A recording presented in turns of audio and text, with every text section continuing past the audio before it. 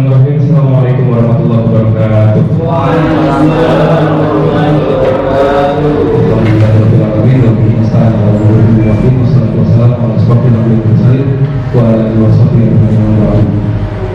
Yang kami muliakan semua, kita semua dunia dan waktu di terus mudah-mudahan Allah mempermudah jalan mereka dari usaha kemudian terus akhiratnya, dan mudah-mudahan Allah selalu memberikan kesehatan kepada beliau semua dan diberikan keturunan yang soleh. Baik, langsung saja untuk acara hari ini. Tidak lupa juga yang kami hormati kepala sekolah SMA Iqbal Badr yang hari ini diwakili oleh lokasi kurikulumnya Ustaz Rajul Abdul SPD. Ya, mudah-mudahan beliau dipermudah dalam urusannya dan selalu diberikan kesehatan, dan terima kasih juga kepada asatid Al-Bahjah SMA Iqbal Badr yang berkenan hadir di acara diseminasi dari hari Komunitas Budaya Positif dan proyek pembuatan profil teladan Pancasila berbasis STEM yang insya Allah hari ini diadakan tanggal 24 Juli 2024 tepatnya di hari Senin. Baik, langsung saja untuk materi pertama kita di implementasi budaya positif, di mana ini termasuk tugas aksi nyata yang dari pelatihan guru penggerak yang kebetulan sedang melaksanakan sekarang, baru seperti berjalan. Ada 3 modul di sini. Kemarin baru selesai di modul 1 dan masih ada 2 modul lagi yang akan dipelajari, dan ini sebagai istilahnya sebagai sidang, kalau misalnya kuliah sidang dari kuliah tersebut. Jadi implementasi budaya positif untuk modul 1. Oke.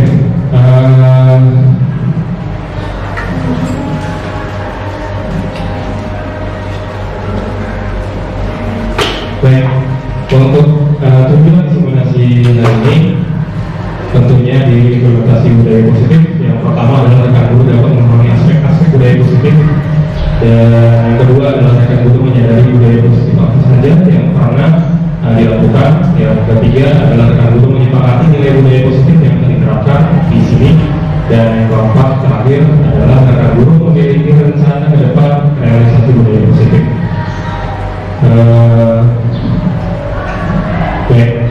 Mungkin di sini ada beberapa yang sudah paham mengenai budaya positif atau mungkin sudah baca-baca sebelumnya tentang materi budaya positif, atau mungkin belum tahu sama sekali.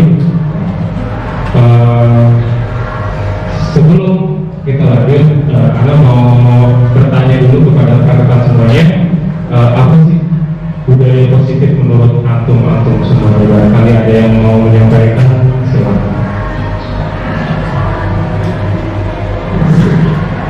Yang menyampaikan budaya positif. Ya. Budaya itu kan berasal dari arti dari budaya itu kan kebiasaan yang sudah sering dilakukan setiap hari. Budaya positif berarti yang mengarah ke hal yang baik. Jadi budaya positif adalah kebiasaan atau kebiasaan yang telah dilakukan setiap hari dan merujuk pada sesuatu yang berbau kebaikan.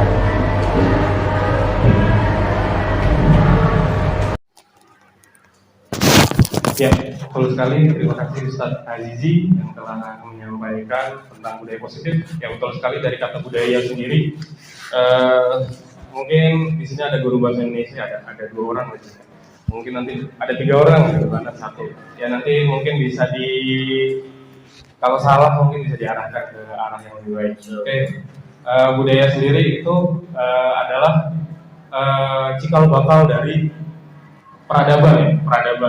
Ya, dari timbulnya peradaban itu mulai dari budaya yang ada di situ.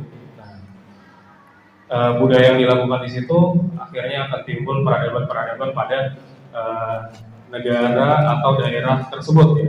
Nah, namun ada beberapa budaya mungkin yang bersifat positif dan ada budaya yang bersifat negatif ya. Budaya yang positif akan menimbulkan peradaban yang positif juga bagi daerah tersebut. Nah, akan tetapi ada budaya yang bersifat negatif. Nah, ini akan menimbulkan kebiasaan-kebiasaan atau peradaban yang kurang bagus juga bagi negara tersebut atau daerah tersebut ya. Ya banyak sekali mungkin di daerah-daerah kita yang udah ada budaya di situ yang kita mungkin nggak bisa lawan ya karena yang udah jadi budaya di situ. Otomatis secara tidak langsung ya maka kita harus mengikuti budaya tersebut ya, baik itu positif ataupun negatif. Bahkan kita sendiri pun seolah-olah diam gitu karena adanya budaya yang kurang baik di daerah tersebut. Baik, kita lanjut. Selanjutnya nanti ada aspek-aspek budaya positif yang akan kita pelajari di sini. Kita pelajari bersama. Yang pertama adalah kebutuhan dasar manusia. Yang kedua ada disiplin positif. Yang ketiga ada nilai-nilai kebajikan. Yang keempat adalah keyakinan kelas. Yang kelima adalah 5 posisi kontrol. Dan terakhir ada segitiga distribusi. Oke, langsung aja. Yang pertama di sini ada kebutuhan dasar manusia. Nah ini menurut Potter dan Patricia di tahun 1997 dari modul yang sudah Anda pelajari sebelumnya ada 5 kebutuhan dasar manusia. Yang satu ini bersifat fisiologi, yang 4 itu bersifat psikologi. Ya, mungkin di sini juga ada guru BK mungkin nanti bisa diarahkan kalau salah ya. Oke. Yang bersifat fisiologi di sini ada bertahan hidup atau survival. Mungkin kita juga dulu SD atau SMP udah pernah belajar apa sih kebutuhan survival kita? Ya, sandang, pangan, papan. Nah, sandang ya, pangan ya kebutuhan makan kita. Sandang ya kebutuhan apa sandang? Pakaian. Kalau papan itu rumah ya. Nah, itu adalah kebutuhan fisiologi kita dan ini harus dicukupi ya tentunya manusia butuh makan ya butuh pakaian juga untuk kehidupan sehari-hari dan butuh tempat tinggal ya. Baik itu tempat tinggalnya layak atau tidak layak ya, tetap manusia membutuhkan tempat tinggal. Oke, yang keempat ini di sebelahnya ini ada kebutuhan psikologi. Jadi manusia memiliki kebutuhan dasar psikologi. Yang pertama adalah penguasaan. Jadi setiap manusia itu memiliki penguasaannya masing-masing ya, punya basic skillnya masing-masing. Ya ada yang mungkin di pelajaran aja juga ada yang memiliki skillnya mungkin di eksak lebih bagus, tapi di non eksak kurang gitu. Kayak saya mungkin eksaknya bagus, tapi kalau pelajaran bahasa Indonesia jauh. Tantangan banget kalau di sini juga banyak baca itu kurang fokus gitu kalau misalnya di sini. Dan ada juga yang mungkin non eksaknya bagus, tapi eksaknya kurang ya. Yang mungkin dialami di murid-murid kita banyak sekali mungkin udah pelajaran eksak tuh udah males gitu ya. Ya karena emang mereka basic skillnya bukan di eksak, itu namanya penguasaan dan ini setiap orang pasti memilikinya. Yang kedua ada kesenangan. Dari skill tersebut biasanya munculnya awalnya dari kesenangan. Ini biasanya juga bisa kita timbulkan. Yang misalnya, karena dulu nggak terlalu suka banget sama matematika, cuman pas kelas 1 SD karena anak nggak TK ya, anak diajarin sama kakak anak sendiri keras banget. Kakak anak itu ngajarin, ayo pintar matematika. Karena kalau misalnya pintar matematika biasanya udah dibilang pintar. Nah, jadi itu jadi motivasi anak. Ya udah, yang anak pelajaran matematika aja. Selain pelajaran yang lain, kurang anak pelajari. Gitu ya. Jadi udah doktrin dari awal udah seperti itu ya. Jadi kesenangan di situ bisa kita ciptakan dari awal. Ya, jadi kita sebagai guru juga bisa menciptakan kesenangan. Ya, jangan sampai pelajaran eksak di sini menjadi momok yang menakutkan bagi mereka. Kalau mereka udah nggak senang ya udah, mereka nggak bakalan mengikuti apa yang kita tularkan ke anak-anak. Ya itu. Jadi awalnya dari kesenangan. Karena kesenangan itu adalah kebutuhan dasar mereka yang harus kita penuhi ya. Yang ketiga ada kasih sayang dan rasa diterima.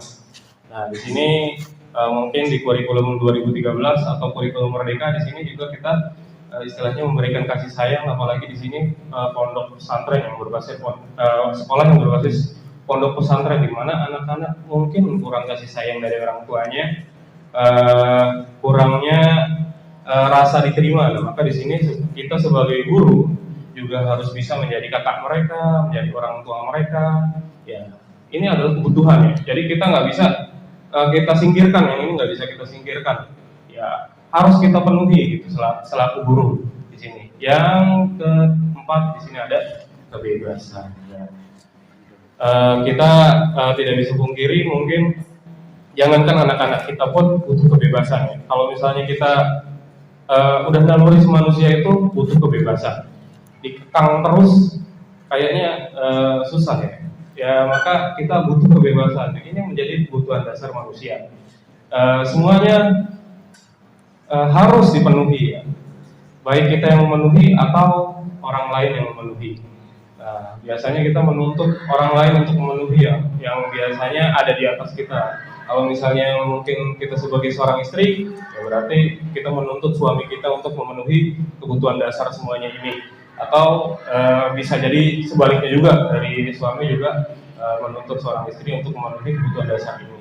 Atau misalnya di sekolah, kita sebagai guru, ya harusnya memenuhi kebutuhan dasar ini yang diterapkan oleh Potter dan Patricia. Ya. Mungkin juga ada pendapat-pendapat lain dari yang lainnya tentang kebutuhan dasar manusia yang lainnya.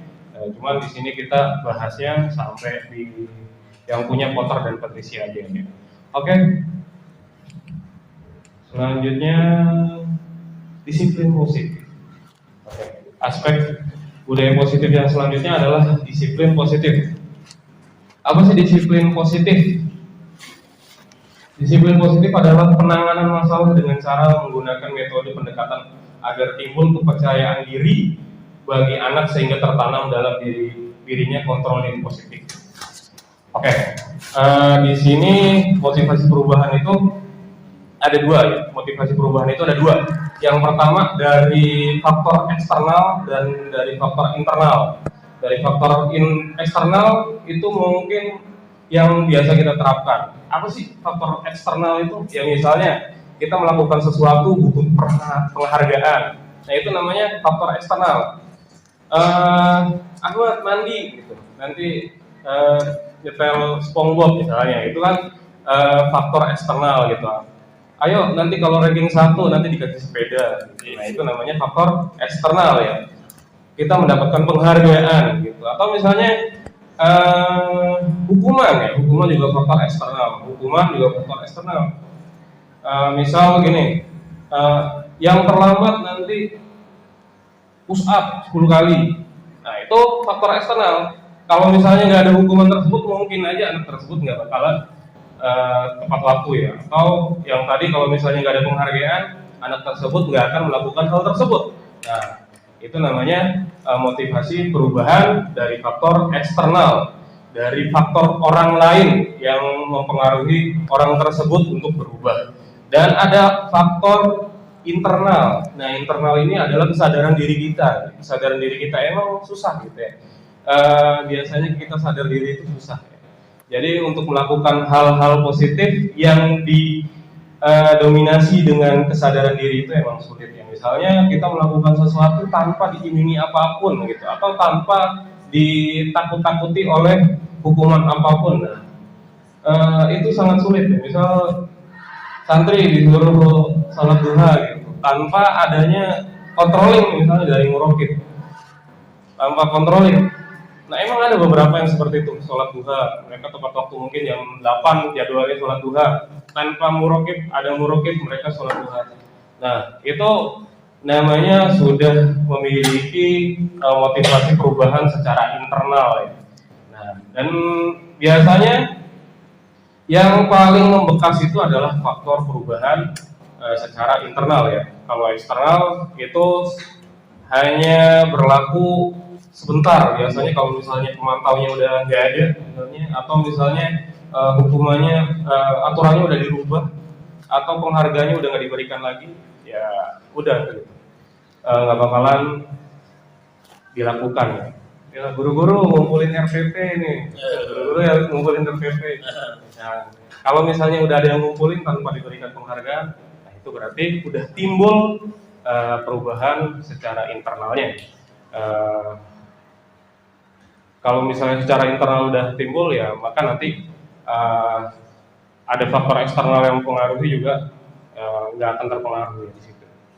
Oke, nah itu disiplin positif. Kemudian dilanjut, ada nilai-nilai kebajikan. Nilai-nilai kebajikan di sini adalah nilai-nilai positif yang diyakini untuk menghasilkan kebajikan, baik bagi dirinya maupun orang lain. Contoh nilai-nilai kebajikan diantaranya adalah keadilan, keselamatan, tanggung jawab, kejujuran, rasa syukur, berprinsip, integritas, kasih sayang, rajin, berkomitmen, percaya diri, kesabaran, keamanan, dan lain-lain. Mungkin semuanya punya nilai-nilai kebajikan versinya masing-masing. Nah ini nilai-nilai kebajikan yang biasanya kita yakini di sini. Ya, kita yakini itu akan menghasilkan kebaikan bagi diri kita atau orang lain. Nah kalau misalnya biasanya ada nih nilai-nilai kebajikan yang hanya berpengaruh untuk dirinya sendiri.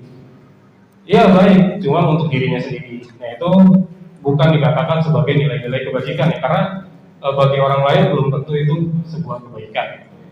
Ya banyak lah contohnya. Atau misalnya kita berkorban nih buat orang lain. Kita melakukan kebaikan yang menurut orang lain betul, tapi menurut kita itu menyiksa ya. Banyak lah pokoknya contohnya banyak. Nah seperti itu. Nah itu juga bukan dikatakan sebagai nilai-nilai kebajikan. Nah jadi nilai kebajikan di sini ya ini menghasilkan kebaikan bagi dirinya dan orang lainnya.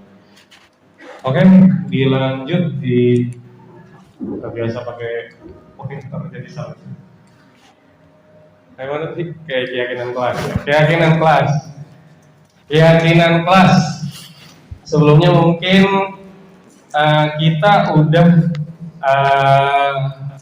kenal namanya peraturan kelas. Peraturan kelas, walaupun nggak ada bedanya nanti keyakinan kelas sama peraturan kelas, antara contohnya nggak ada bedanya, cuman dari segi pelaksanaannya atau realisasinya itu cenderung berbeda ya. Kalau tadi mungkin kita udah bahas faktor internal dan eksternal, ya kalau peraturan kelas itu adalah bentuk contoh dari faktor eksternal ya.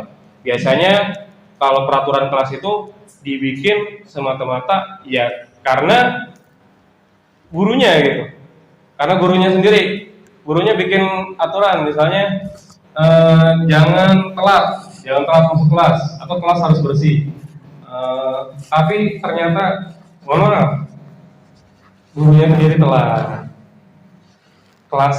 gurunya sendiri tidak rapi. Nah itu merupakan peraturan kelas yang mungkin nggak secara tidak langsung itu nggak adil ya. Kalau misalnya ya kita kan sebagai guru pernah jadi murid. Kalau kita di posisi murid, curang gurunya, telat. Bahkan anak sendiri pernah di kelas itu bilang, Pak, telat Pak, push up gitu. Ya kan istilahnya bentuk ketidakadilan gitu ya dari peraturan kelas itu. Nah, kenapa peraturan itu nggak bisa diterapkan kepada guru, sedangkan itu merupakan kebaikan juga kalau misalnya mungkin kebaikan masa hanya diterapkan kepada murid, bukan tidak diterapkan kepada gurunya juga. Nah, maka di sini ada keyakinan kelas dan peraturan kelas juga. Ya tadi faktor eksternal ya. Kalau misalnya nggak ada yang memantau, itu biasanya cenderung melanggar. Kalau misalnya nggak ada gurunya, anak-anak senang. Jadi cenderung mereka ya udahlah di boarding aja gitu, tiduran gitu. Nah itu adalah peraturan kelas. Nah beda dengan keyakinan kelas. Keyakinan kelas di sini adalah kesepakatan antara murid dan guru ya untuk menimbulkan kesadaran diri yang untuk merubah ke arah yang lebih positif. Jadi di sini adalah faktor internal yang ditumbuhkan, faktor perubahan internal yang ditumbuhkan yang kita terapkan kepada murid ya. Dan ya otomatis kita sebagai guru, sebagai teladan harus menerapkan juga keyakinan kelas ini. Kalau misalnya kita sepakat gitu, kalau misalnya nggak boleh telat masuk kelas, ya otomatis kita juga jangan telat untuk masuk kelas. Kalau misalnya terpaksa telat masuk kelas, ya kita meminta maaf kepada anak-anak kalau tadi ada acara apa gitu, ada acara apa nih sehingga telat gitu. Sebab-sebab dia dijelaskan di situ di kelas yang menyebabkan sang guru itu telat. Jadi istilahnya anak-anak juga mengerti gitu, jangan sampai menimbulkan bekas gitu. Gurunya aja terlambat, masa anak tepat waktu gitu. Nah, itu bakal mengikis yang tadinya mungkin udah rajin jadinya bakal nggak rajin. Terus ini contoh keyakinan kelas, kelihatan. Sini ada bekerja sama membersihkan kelas, terus saling peduli, menghargai dan membantu satu sama lain, terus menjaga dan meletakkan barang sesuai tempatnya, terus mengerjakan tugas pada waktunya, tepat waktu dan aktif di kelas. Nah ini udah biasa, mungkin poin-poin ini udah biasa diterapkan di kelas. Dan tinggal diyakini aja, diyakini antara semua yang ada di kelas, gitu, baik guru dan murid. Terus yang selanjutnya ada 5 posisi kontrol. 5 posisi kontrol. Nah, 5 posisi kontrol ini produk dari sebelum-sebelumnya, dari sebelum positif, dari budaya positif tersebut lah. Nah ini 5 posisi kontrol. Dimana mungkin kita seringnya, anak sendiri seringnya ada di sini, penghukum. Apa sih penghukum? Cek dulu. Gak hafal. Ya panjang soalnya. Oke, penghukum. Di sini seorang penghukum bisa menggunakan hukuman fisik maupun verbal ya. Jadi biasanya menggunakan hukuman fisik, Ahmad push up. Nah itu hukuman secara fisik ya. Orang-orang yang menjalankan posisi penghukum senantiasa mengatakan bahwa sekolah memerlukan sistem atau alat yang dapat menekan murid-murid lebih dalam lagi. Guru-guru yang menerapkan posisi penghukum akan berkata, patuhi aturan saya, atau awas apa? Atau gini, kamu selalu salah saja, atau pasti selalu yang terakhir selesai. Nah itu posisi penghukum ya. Jadi istilahnya kita sebagai guru menghardik siswa kita gitu. Nah ini akan menimbulkan pengalaman yang nggak enak mungkin. Ya, anak dulu pernah ini dihukum pas jadi murid ya SMP. Itu anak nggak ngelakuin hal tersebut, tapi ternyata difitnah sama teman anaknya ini saudaranya guru BK. Wah, tiap hari dipanggil suruh ngaku, diomelin sampai terakhir diancam, katanya kalau misalnya nggak ngaku nanti dilaporin polisi. Namanya anak kecil ya, masih SMP, dilaporin polisi mana ada yang berani gitu. Nah waktu itu anak juga belum punya backingan. Perang dalam. Oke, sekarang sih ya alhamdulillah. Nah, jadi otomatis anak secara terpaksa mengakui kesalahan tersebut, padahal anak nggak melakukan kesalahan tersebut. Ya, daripada dipanggil terus setiap hari dipanggil ke BK, ya udah diakuin aja. Akhirnya poinnya dikurangi. Itu sistemnya poinnya dikurangi, dan tiap hari guru BK-nya sekarang ini terus underestimate.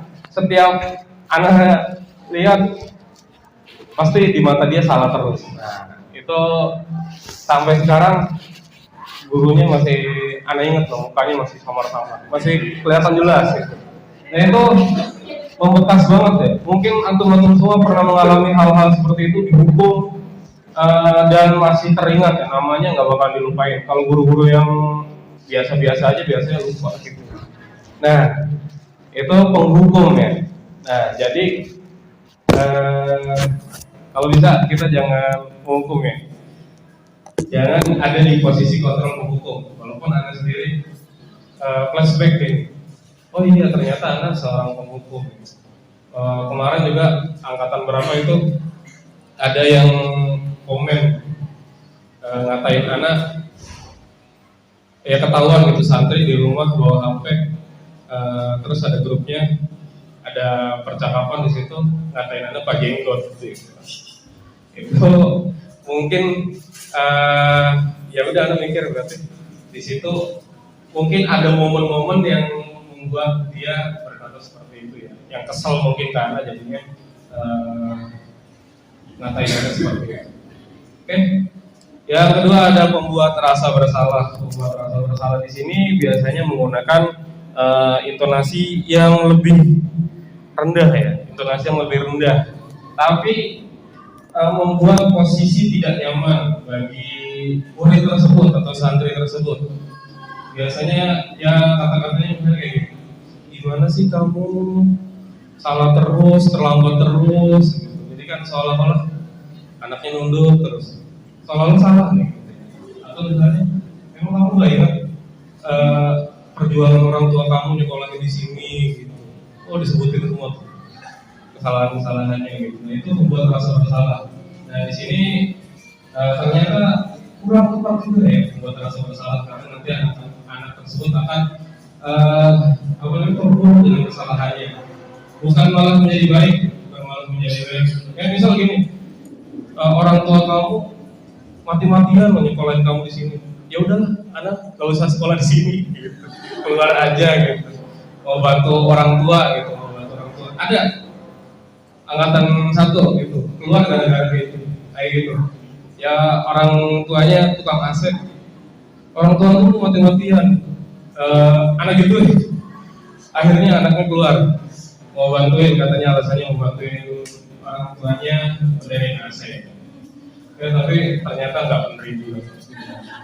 Nah, itu membuat rasa bersalah. Jadi Anda juga sudah pernah melakukan di posisi kontrol, membuat rasa bersalah.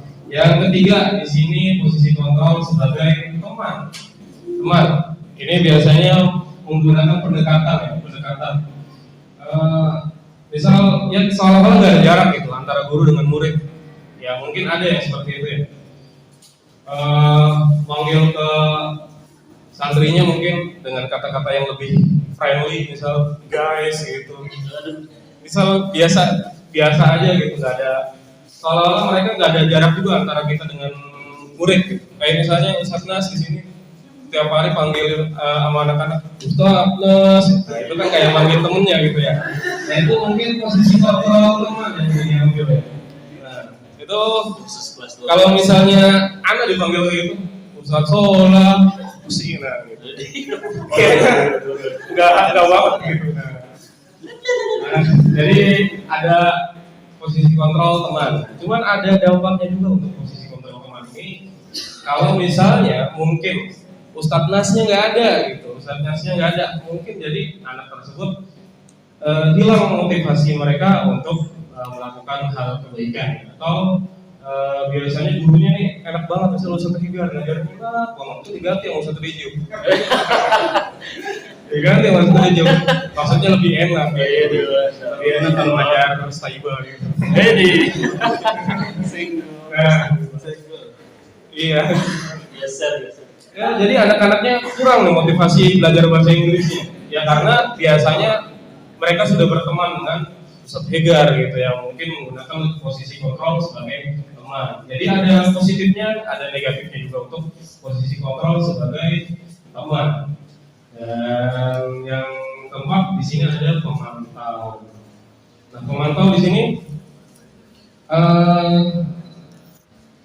dia juga menerapkan sebagai teman juga bisa, ya. Sebagai teman juga bisa untuk menjadi seorang pemantau ya.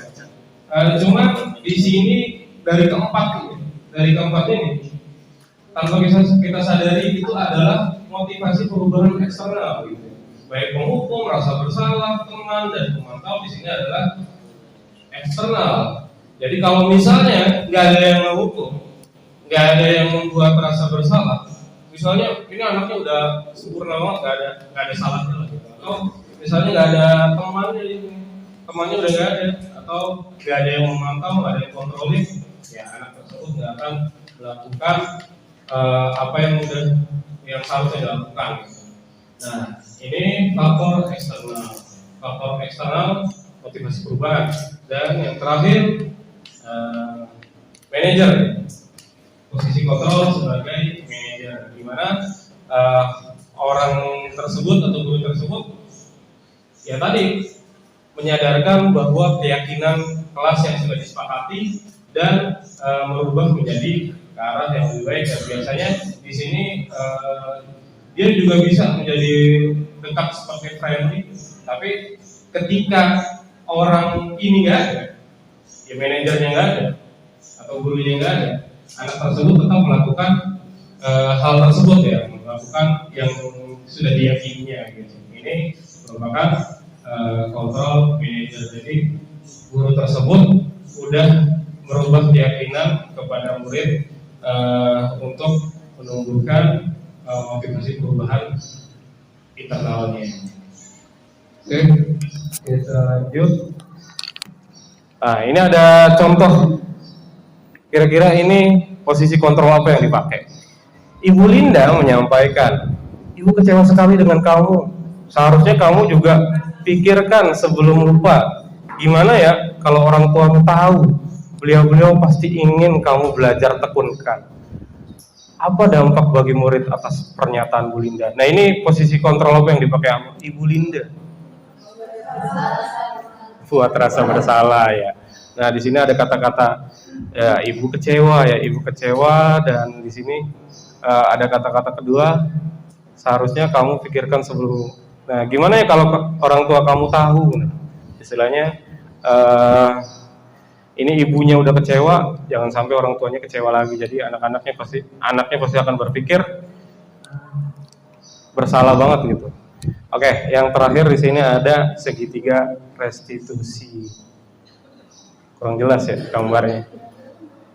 Oke, segitiga restitusi ini, kalau tadi posisi kontrolnya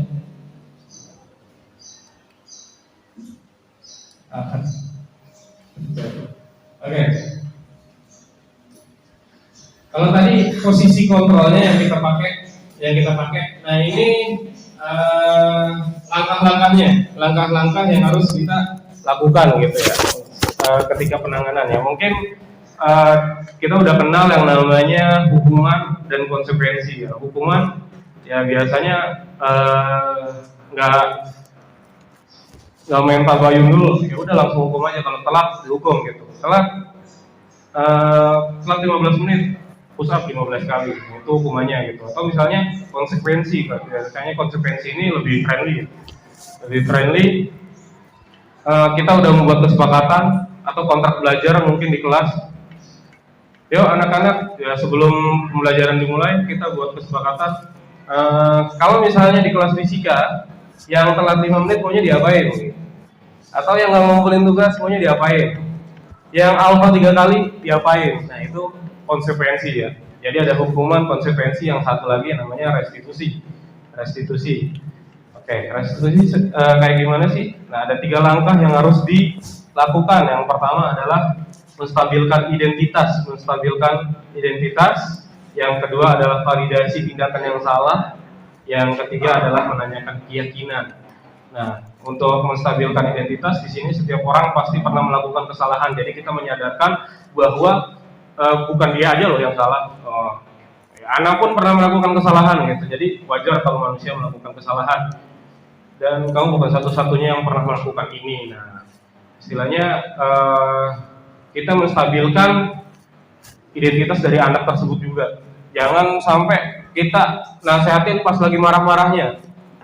Gitu. Mungkin anak juga pernah melakukan itu. Anaknya lagi marah-marah, kita nasihatin. Dia bukan malah tambah bener ya. Ngomelin kita gitu, ngajak berantem. Nah, itu jadi kita menstabilkan identitasnya dulu. Anak-anak dibikin tenang dulu. Dan yang kedua di sini validasi tindakan yang salah gitu. Nah, Tapi kita juga harus istilahnya tidak membenarkan kesalahan yang dilakukan juga. Walaupun mungkin kesalahan yang kita lakukan pernah lebih parah daripada kesalahan yang santri lakukan. Nah, cuman kita tidak bisa membenarkan kesalahan tersebut, gitu. Jadi kita di sini memvalidasi tindakan mereka kalau mereka salah, gitu. Dan yang ketiga adalah menanyakan keyakinan. Nah, di sini kita menanyakan keyakinan yang udah kita sepakati tadi. Ya misal telat nih misalnya, keyakinan apa yang sudah dilanggar oleh santri tersebut, dan kita arahkan untuk misalnya biar nggak telat itu kenapa gitu, biar nggak telat apa yang harus antum lakukan gitu. Jadi anak diajak untuk mencari solusinya dari masalah yang mereka lakukan gitu. Nah itu namanya segitiga restitusi, dan ini ada contohnya mungkin video. Ini di sini juga lebih jelas, insya Allah dijelaskan langsung oleh pakar dari Al-Bahjah ya. Ngetelnya gimana?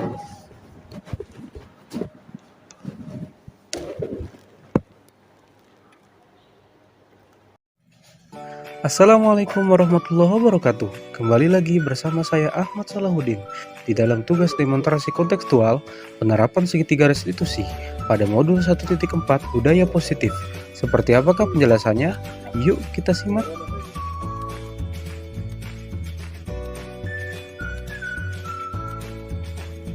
Segitiga restitusi adalah proses menciptakan kondisi bagi murid untuk memperbaiki kesalahan mereka sehingga mereka bisa menjadi lebih baik secara individu maupun kelompok.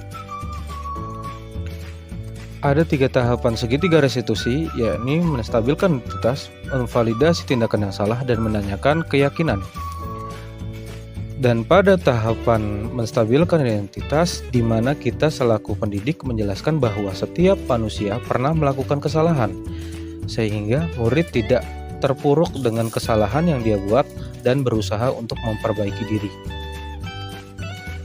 Sedangkan pada tahapan memvalidasi tindakan yang salah, di mana seorang pendidik mengajarkan murid bahwa setiap perilaku yang dilakukan adalah upaya untuk memenuhi kebutuhan tertentu dan mengajak murid untuk merubah sudut pandang mereka untuk memenuhi kebutuhannya dengan perilaku yang baik.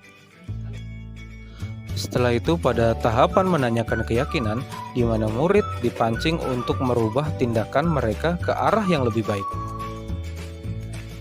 Kasus pertama, Aziz merupakan korban bullying di sekolah. Dia tidak terima dan kemudian melawan teman yang membulinya.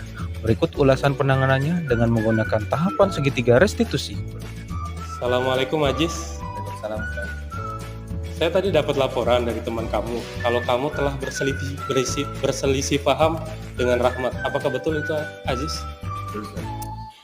Boleh ceritakan kejadiannya seperti apa? Sebenarnya awal-awal Rahmat duluan yang ganggu saya. Kemudian saya dorong Rahmat, terus Rahmatnya marah, saya katakan. Oh, baik.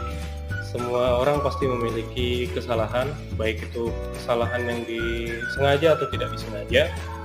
Tapi di sini tergantung kita melihat kesalahan itu seperti apa, dengan sudut pandang apa, dan kita menanganinya dengan perbuatan yang bijak. Oke, boleh ceritakan lebih lanjut apa alasan kamu melakukan itu? Sebenarnya Rahmat sering membuli saya, tapi saya menahan diri dan mencoba untuk sabar. Kemudian kejadian kemarin saya kelepasan dan dorong Rahmat, terus Rahmatnya marah, terus dia katakan. Di sini juga ke perilaku Rahmat juga tidak bisa dibenarkan. Cuman perilaku yang kamu lakukan juga bukan termasuk tindakan yang benar.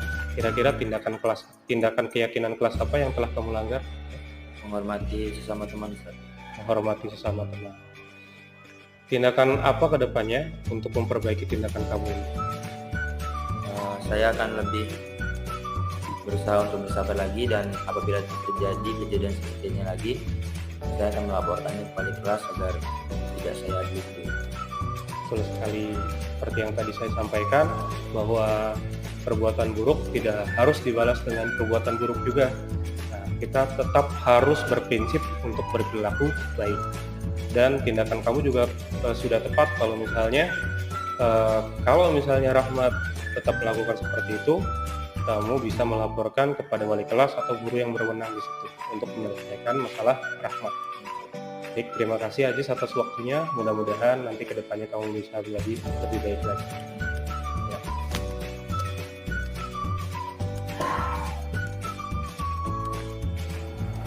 Assalamualaikum warahmatullahi wabarakatuh. Perkenalkan, saya Muhammad Aziz Tama, kelas 12 MIPA 1. Senang rasanya saya bisa berdiskusi bersama guru tentang masalah-masalah saya dan menjadikan masalah-masalah ini sebagai ladang untuk pembelajaran. Dan beliau tidak hanya menekankan akan kesalahan saya, tapi menjadikan solusi untuk diri saya agar ke depannya bisa lebih baik lagi. Sekian, wassalamualaikum warahmatullahi wabarakatuh. Kasus kedua, dia beberapa kali telat masuk kelas sehingga menyebabkan dia tertinggal dalam beberapa mata pelajaran. Berikut adalah ulasan penanganannya dengan menggunakan tahapan segitiga restitusi. Assalamualaikum Dia. Diul Haq, saya tadi dapat laporan dari wali kelas kamu kalau kamu terlambat datang masuk ke kelas. Apakah itu benar? Betul. Tuh. Semua orang pasti pernah melakukan kesalahan, termasuk terlambat masuk kelas. Bapak juga dulu seperti waktu menjadi siswa pernah melakukan terlambat masuk kelas. Akan tetapi gimana cara kita untuk memperbaiki diri? Kira-kira alasan kamu bisa terlambat masuk kelas itu seperti apa? Jadi tadi malam tuh saya titip pesan dari teman saya buat nungguin saya. Nah, mungkin teman saya lupa kan. Oh, baik. Tindakan keyakinan kelas apa yang telah kamu langgar di sini? Disiplin waktu. Disiplin waktu. Kira-kira tindakan apa ke depannya yang akan kamu lakukan untuk memperbaiki tindakan ini? Mungkin saya bukan hanya mengandalkan saya saja, tapi mungkin memasang jam beker. Betul, nanti kamu bisa memasang jam beker untuk lebih mengingatkan kamu untuk bangun kelas, bangun tidur. Nanti juga saya juga meminta teman kamu untuk lebih mengingatkan kamu jika kamu terlambat masuk kelas. Baik, itu aja. Terima kasih Diul Haq atas waktunya. Mudah-mudahan nanti kedepannya kamu bisa menjadi lebih baik lagi. Assalamualaikum warahmatullahi wabarakatuh. Nama saya Muhammad Diul Haq, kelas 22.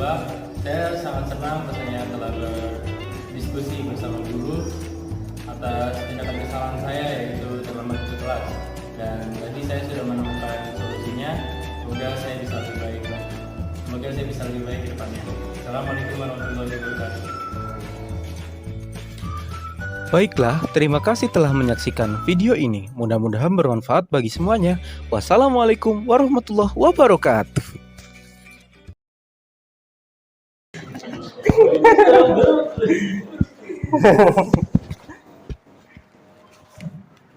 Saya di bola.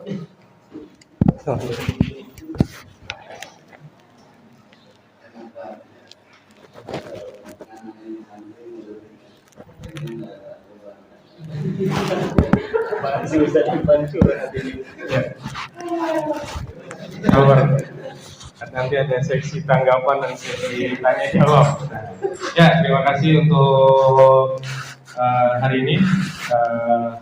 Alhamdulillah sudah selesai untuk implementasi budaya positif. Barangkali nanti ada tanggapan dari guru-guru semuanya atau ingin yang ditanyakan, dipersilakan. Dengan format yang tadi, bagi Banin mungkin bisa ada yang videokan atau yang banyak bisa pakai ini record. Yuk, Ustadz Higar mau video ya. Nanya, boleh Ustadz. Oke, record aja nggak apa-apa. Ya, di record udah mulai. Udah dari tadi. Oke, baik. Assalamualaikum warahmatullahi wabarakatuh. Waalaikumsalam warahmatullahi wabarakatuh. Oke, di sini saya ingin bertanya terkait tentang segitiga restitusi. Ya, di sini tadi sudah disinggung ada beberapa aspek ya yang beririsan dengan segitiga restitusi itu. Terlihat dari video yang ditampilkan itu apakah hanya satu arah untuk konfirmasi dari satu siswa saja? Apa harus ada dua arah dua siswa supaya bisa memvalidasi statement dari keduanya? Terima kasih.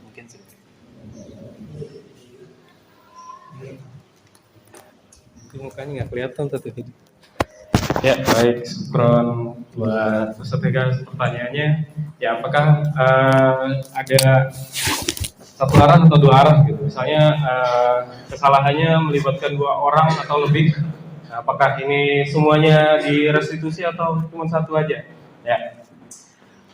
Kalau video yang pertama itu kan melibatkan dua orang ya, Rahmat dan Aziz di situ, di mana Rahmat itu membuli dan Aziz yang dibulinya gitu. Cuman Aziz ini melawan gitu.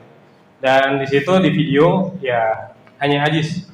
Cuman di situ di video juga dijelaskan nanti Ana juga akan memanggil Rahmat ya, walaupun nggak ada tampilnya di situ dipanggil, ya. Panggil, nggak ada di video itu. Nah, jadi alangkah baiknya juga dipanggil keduanya, semua yang terlibat dalam masalah tersebut ya. Cuman dipanggilnya ya satu-satu ya. Satu-satu karena di sini kita membutuhkan pendekatan ya, pendekatan kepada murid jadi lebih intens. Lebih intens. Kalau misalnya banyak kan itu biasanya agak nggak fokus ya. Jadi kalau misalnya secara konseling mungkin secara tatap muka empat mata itu lebih kena dibandingkan kalau misalnya lebih banyak. Ya barangkali ada yang lain. Ustazah mungkin. Ustazah Yulina. Boleh saja dengan record.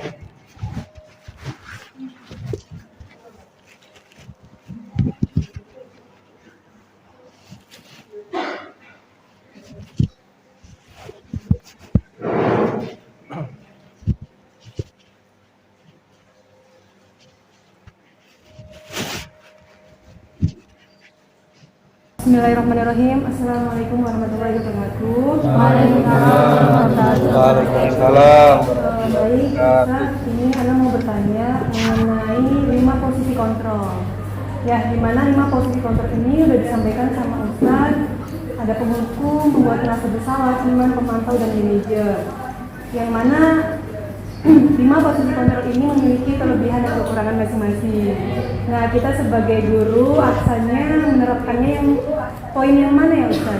Karena santri tingkat SMA sendiri itu kan memang masa-masa remaja ya, dimana anak pernah dengar juga bahwa kita tuh harus menjadi seorang teman gitu, supaya nasihat kita apapun itu akan lebih diterima oleh santrinya. Nah, menurut Ustaz sendiri dari 5 posisi kontrol ini penerapan yang paling baiknya itu yang mana Ustaz?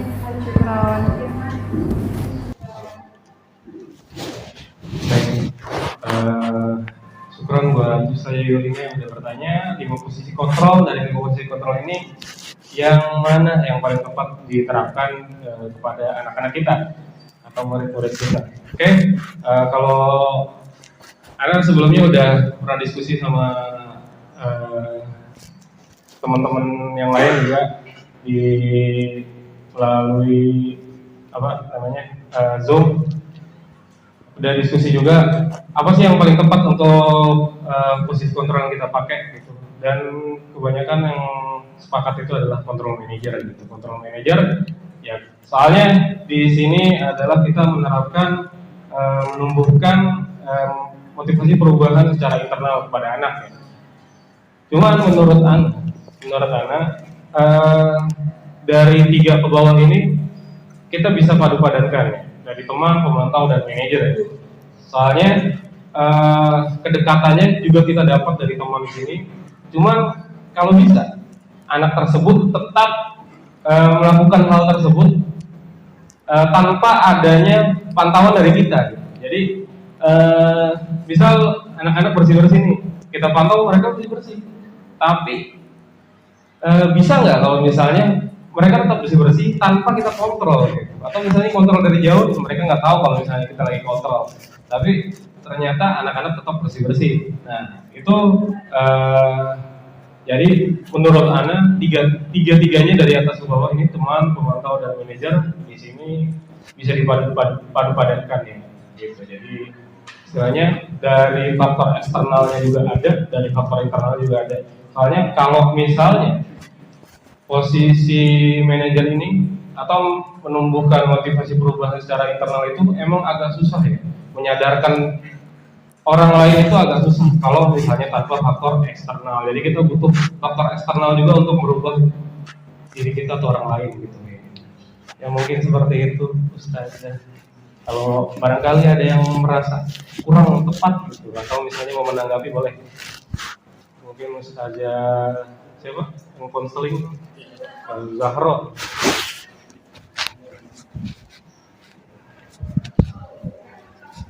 Ada lagi? Ustazah, saya Yara. Boleh Ustazah. Untuk membuat rasa bersalah ya Tad, Ana pernah belajar di spiritual counseling itu kan kita memberikan, kita nggak boleh menjudge gitu, nggak boleh menjudge santri. Di balik masalah ini pasti ada kejadian yang membuat dia seperti ini. Jadi kenapa bisa seperti itu, kenapa alasannya, kenapa sebabnya, mengapa, entah itu dari keluarga, teman, atau yang lainnya gitu. Jadi jangan membuat santri itu diintimidasi kayak gitu. Jadi kalau ketika santri datang sebenarnya kita sambut dengan hangat kayak gitu. Jangan mengira-ngira wah pasti bakal begini nih, pasti bakal begitu. Jadi ya jangan dulu mengintervensi itu di santri itu. Jadi ya intinya kita menjadikan fasilitator untuk santri. Jadi jangan membuat rasa bersalah santri dengan intimidasi itu. Ditanyakan mengapa bisa terjadi suatu masalah hal itu sih. Jadi dengan kata-kata yang positif. Jadi rubah kata yang negatif itu menjadi ke hal positif. Jadi positif vibes kayak gitu. Betul banget. Setuju Ana sama dari saya Jaro. Ya tadi Ana lupa nyampein ya. Kalau misalnya keyakinan kelas itu dibuat tanpa adanya kalimat negatif. Kalimat negatif. Jadi Ana jangan pakai kalimat negatif malah. Jangan ada kata-kata jangan gitu. Jangan ada kata-kata jangan atau tidak gitu. Misalnya jangan terlambat gitu. Atau misalnya tidak boleh terlambat gitu. Bisa dikata-katakan, bisa diganti dengan kata-kata di sini kan misalnya tepat waktu dan aktif di kelas gitu. Ini kan kalimat positif. Kalimat positif, tidak ada kalimat negatif di sini. Bekerja sama dan membersihkan kelas. Nah, kalau misalnya kalimat negatifnya mungkin jangan buang sampah sembarangan gitu. Atau misalnya tidak boleh buang sampah di kelas atau tidak boleh makan di kelas. Nah, itu kalimat negatifnya gitu. Jadi di keyakinan kelas ini wajib hukumnya menggunakan kalimat positif ya. Tidak boleh ini kalimat negatif. Wajib menggunakan kalimat positif ya. Sudah titik nggak ada ini. Ya, jadi di situ benar sekali dan tadi juga dari kata Ustaz Jahro, ya kita tidak boleh mengintervensi murid ya, walaupun mereka salah. Di sini kan buat belajar ya, tempat belajar dan nggak ada intervensi di sini. Ya namanya siswa belajar itu adalah berubah dari salah ke benar ya. Jadi kalau misalnya kita mengarahkan mereka gitu, misalnya perbuatan mereka salah, ya kita mengarahkan mereka untuk berbuat lebih baik lagi. Nah seperti itu. Jadi tidak ada intervensi kepada murid. Jadi kalau misalnya murid lagi berbuat salah, kita nggak boleh menghardik mereka sampai istilahnya membuat kenangan buruk kepada mereka. Boleh saja. Ini direcord nggak? Direcord Ustaznya. Nanti videonya nggak ada suara. Kalau dalam ilmu konseling itu kan ada 70% itu mendengarkan, 70% itu mendengarkan, 30% itu bertanya. Jadi kita lebih banyak harus menanyakan, bukan malah kita memberi nasihat begitu. Kebanyakan nasihat pasti nanti akan keblenger ya gitu ya.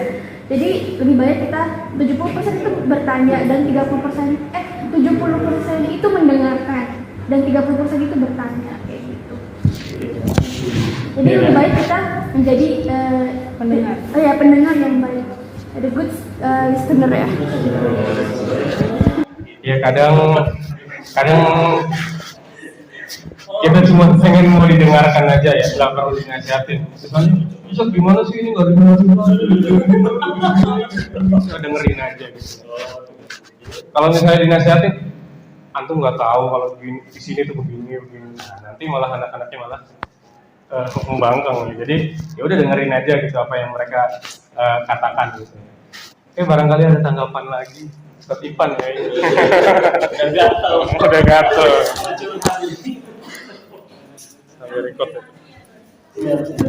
Video aja lah antum biar enak. Video kan. Video biar Ustaz Ipannya ada di. Enggak apa iklan. AB Water. Minum dulu lah.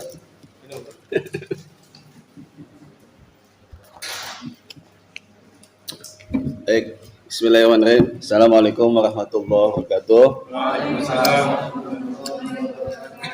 Masya Allah. Alhamdulillah tadi menyimak materi dari Ustadz Solah ya, materi dari guru penggerak.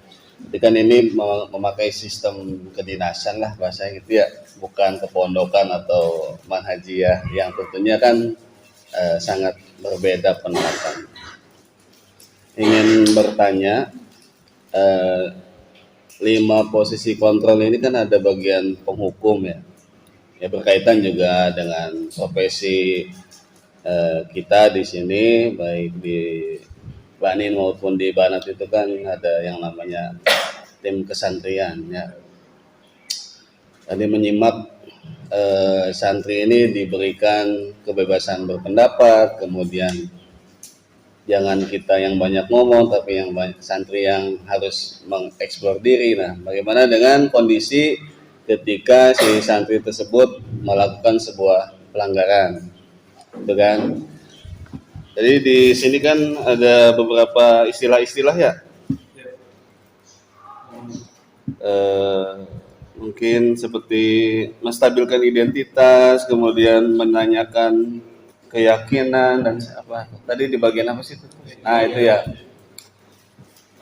yang kita alami itu terutama di Banin khususnya ya. Kalau di Banin itu kan ketika ada laporan dari muraqib atau koordinator boarding itu, kita menemukan kendala tuh ketika santri ditanyai mengenai kesalahan walaupun sudah ada bukti itu tidak mengaku ya, bahkan sampai wallahi, demi Allah, demi Rasul dan seterusnya. Dan itu ternyata setelah endingnya ditelusuri kasusnya itu ternyata ya bohong juga gitu, dusta.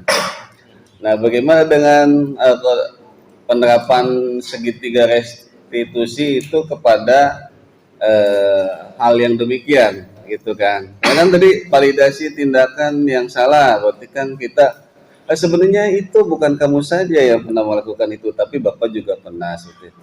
Kemudian menanyakan keyakinan, tapi itu apalagi menstabilkan identitas. Nah, justru ini sih pandangan pribadi ya, kalau diaplikasikan seperti itu nanti si santri itu punya kesempatan celah dia untuk membela diri gitu, bahwa ternyata ustadznya malah bilang ternyata hal seperti itu bukan saya aja, orang lain juga melakukan, berarti saya melakukan hal yang normal.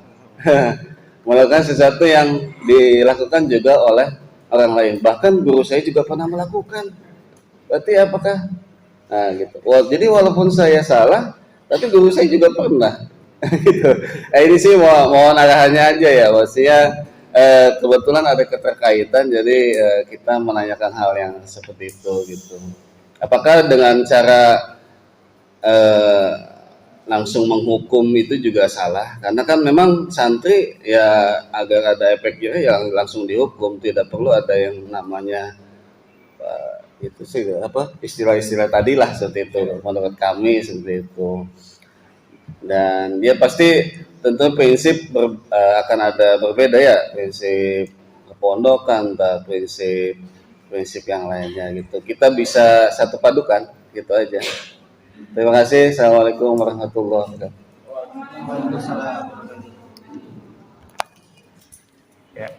Syukron Ustadz Ivan atas pertanyaannya, mungkin sekaligus tanggapan. Ya, izin menanggapi Ustadz Ivan.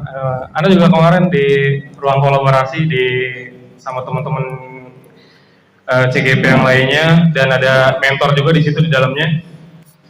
Agak nggak setuju juga sama kayak Ustadz Ivan, agak nggak setuju juga. Ini gimana kalau misalnya ada santri atau ada murid yang sekali dibilangin nggak bisa, 2 kali dibilangin nggak bisa, apa kita tetap pakai segitiga restitusi ini atau kita berubah jadi ya udahlah hukum aja gitu?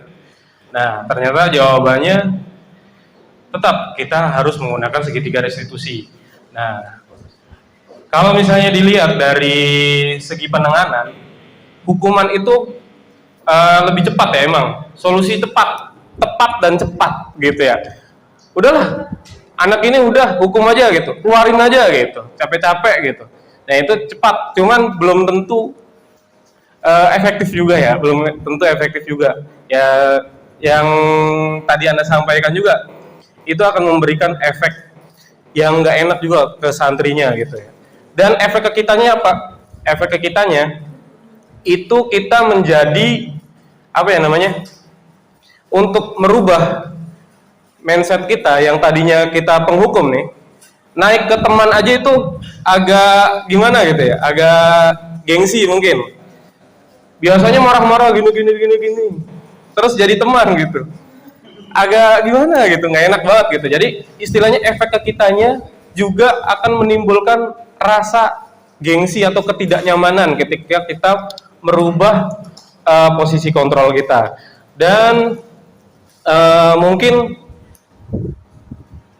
yang tadi penanganannya, bukan berarti Anda di sini paling hebat ya, bukan berarti di sini ya tentunya Ustadz Ivan udah berpengalaman menghadapi santri beberapa tahun ya. Kalau Anda kan paling berapa bulan aja gitu ya. Ya, bukan berarti di sini Anda menggurui Ustadz Ivan ya, atau misalnya menggurui yang lainnya.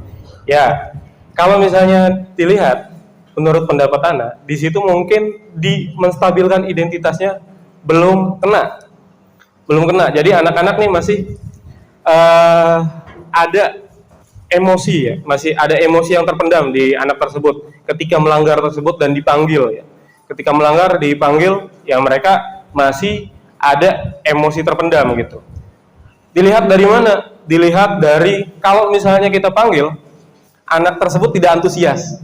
Nah itu berarti ada emosi yang terpendam dari anak tersebut. Nah berarti kita gagal dalam menstabilkan identitas anak tersebut. Nah, gimana sih caranya? Ya kita yang tahu. Kita yang tahu untuk pendekatan itu. Gimana caranya ketika anak kita panggil? Bukan berarti anak juga bisa ya. Belum tentu juga anak bisa ketika anak kita panggil, anaknya langsung datang. Itu apalagi dalam penanganan kasus. Ya harus diiming-imingi dulu. Ini ada bicikan gitu, baru nanti anak-anaknya datang. Nah, berarti di situ menstabilkan identitasnya belum kena ya. Jadi ya gimana caranya? Ya kita yang tahu gimana sih cara yang tepat diterapkan untuk anak tersebut dengan cara kita gitu. Supaya anak itu memiliki kedekatan dengan kita, baru kita proses selanjutnya, yaitu validasi tindakan yang salah dan menanyakan keyakinan gitu ya. Kalau misalnya anaknya belum dekat, belum merasa dekat dengan kita, proses keduanya itu juga akan sulit emang. Dan sekali lagi, segitiga restitusi ini bukan seperti hukuman ya, bukan seperti hukuman yang sekali beres. Jadi butuh proses yang berkelanjutan, enggak sekali panggil jadi. Anaknya panggil sekali terus langsung bener, enggak ya.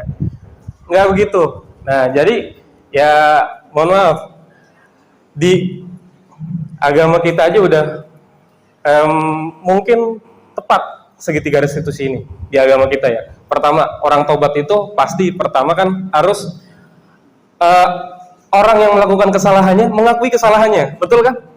Baru merubah tindakannya dari tindakan salah menjadi tindakan benar. Nah, di situ ini segitiga restitusi menurut Ana udah tepat ya, karena di sini anaknya dituntun untuk mengakui kesalahan yang dilakukannya, dan kedua merubah perbuatan buruknya menjadi perbuatan yang lebih baik. Nah, seperti itu. Dan Buya juga mengatakan gitu. Kalau misalnya kita menyampaikan kebaikan, yang pertama itu nggak harus di waktu itu, nggak harus di waktu itu. Jadi nggak harus di waktu itu langsung jadi, dan nggak harus melalui kita ya. Kalau misalnya melalui kita nggak jadi, ya kita butuh orang yang bisa menyampaikan itu.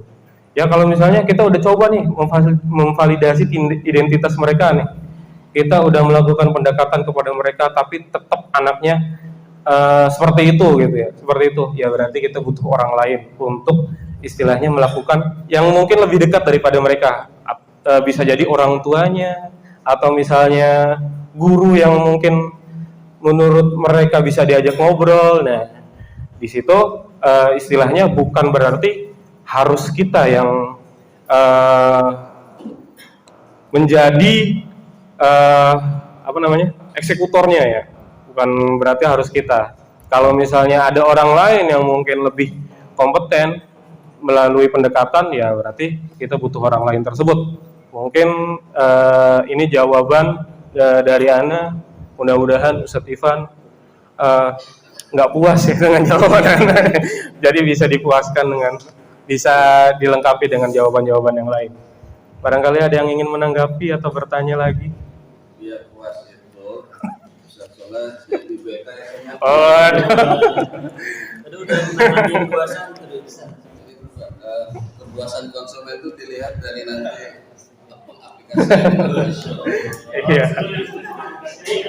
Jadi ini berdua kan Beta SMA itu. Iya.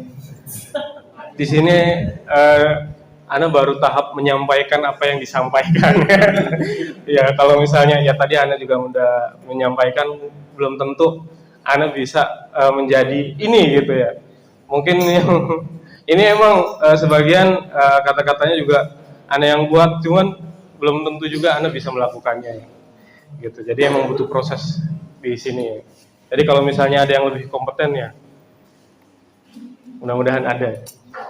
Ya, barangkali ada yang mau menanggapi atau bertanya. Ustaz Ilham. Oh iya, sedikit bercerita. Kemarin Ana udah banyak ngobrol sama Ustaz Jerry, kesantrian yang baru. Istilahnya sosialisasi lah. Sosialisasi ke Ustaz Jerry. Kalau selain ada hukuman, ada konsekuensi juga, kita harus tahu ada restitusi. Dan udah ngobrol juga tahap-tahapannya seperti ini. Sebelum bikin video ini malahan, sebelum bikin video ini Ana udah ngobrol banyak sama Ustaz Jerry. Nah, cuman Ustaz Jerry juga butuh contohnya nih seperti apa. Ternyata kemarin belum lama, itu beberapa hari yang lalu, ada santri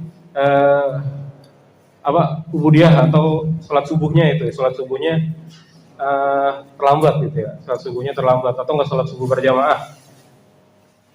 Ustaz Jerry menerapkan ini, cuman belum begitu sempurna kata beliau. Nah, kebetulan ada Ustadz Ghazali datang. Ustadz Ghazali datang. Ditanyain anaknya.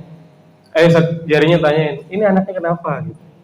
Ini nggak sholat subuh berjamaah gitu. Terus anaknya datang, dinasihatin sama Ustadz Ghazali. Ternyata beliau mengambil dari ya kontrol manager tersebut menurut penilaian Ana ya. Menurut penilaiannya, dia ngambil kontrol manager dan menerapkan segitiga restitusi tersebut. Jadi menyadarkan dengan kata-kata kayak gini, tahu kan pentingnya sholat berjamaah di sini. Kamu belum tentu loh bisa lakuin itu di rumah, gitu. Nah, makanya ketika di sini antum biasain sholat berjamaah di sini di pondok. Ya walaupun misalnya dipaksa, ya lawan aja lawan. Nah, istilahnya dengan kata-kata seperti itu, Ustadz Ghazali mungkin belum tahu tentang ini, tapi beliau sudah menerapkan gitu ya. Dan Ana ngobrol lagi sama Ustadz Jerry. Nah, itu Ustadz yang dinamakan kontrol manager dan segitiga restitusi yang diterapkan sama Ustadz Ghazali gitu. Jadi anaknya ini mendengarkan dan meyakini kalau misalnya perbuatannya salah dan mengarahkannya menjadi lebih baik lagi. Cuman Ana juga belum tahu itu anaknya udah berefek belum. Maksudnya apakah masih tidak sholat berjamaah subuh atau masih udah sholat berjamaah subuh. Nah, seperti itu, Ana juga belum tahu anaknya udah berubah atau belumnya gitu ya. Nah, itu ada pertanyaan lagi atau tanggapan? Itu waktunya sampai jam berapa, moderator? Belum. Iya, harusnya lupa ada moderator. Mana sih? Harusnya udah istirahat kan?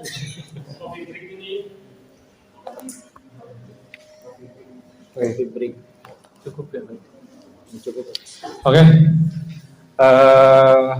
Kalau nggak ada pertanyaan lagi atau yang ingin menanggapi lagi, ya mudah-mudahan dengan implementasi ini, dengan pemaparan implementasi budaya positif ini, kita bisa merubah diri kita ya menjadi lebih baik. Jadi dalam perubahan itu, ya pertama yang berubah itu ya diri kita sendiri, yang kedua ya lingkungan kita. Ya lingkungan kita itu ya emang tantangannya agak lebih sulit. Cuman bisa kita mulai berubah itu dari diri kita sendiri. Sekali lagi Ana juga mohon maaf, di sini Ana berdiri bukan berarti Ana yang paling pintar atau Ana mencoba untuk menggurui antum-antum semua, tapi di sini kebetulan tugas ya, salah satu tugas dari guru penggerak ya ini adalah menularkan apa yang sudah dipelajari di modul 1 kemarin, diterapkan ditularkan ke guru-guru yang lain dan diterapkan ya. Kalau bisa diterapkan ya pelan-pelan kita terapkan, entah itu mulai dari kapan ya, dimulai dari diri kita dulu. Ya itu ini juga beban juga buat Ana, karena Ana yang ngomong berarti banyak mungkin salah-salah kata yang Ana sampaikan, dan karena Ana yang ngomong ya berarti nanti makin banyak gitu ya yang menuntut Ana untuk melakukan seperti ini gitu. Jadi kalau misalnya mungkin lebih controlling lagi nanti. Kalau misalnya Ana dalam keadaan nggak baik, ya berarti antum-antum di sini semua yang mengingatkan Ana, loh katanya begitu ya. Di sini ya salah satu beban Ana juga yaitu mengemban nama itu dan mengemban tanggung jawab itu sebagai guru penggerak yang ada di SMA IQ Al-Bahjah. Ya mungkin itu aja yang bisa Ana sampaikan, kurang lebihnya mohon maaf. Mohon maaf juga kalau misalnya ada salah kata. Selanjutnya dilanjutkan oleh moderator. Kurang lebihnya, wallahul muwaffiq ila aqwamit thoriq. Wassalamualaikum warahmatullahi wabarakatuh. Waalaikumsalam warahmatullahi wabarakatuh. Atas dukungan pengalamannya dari Ustaz Zola selaku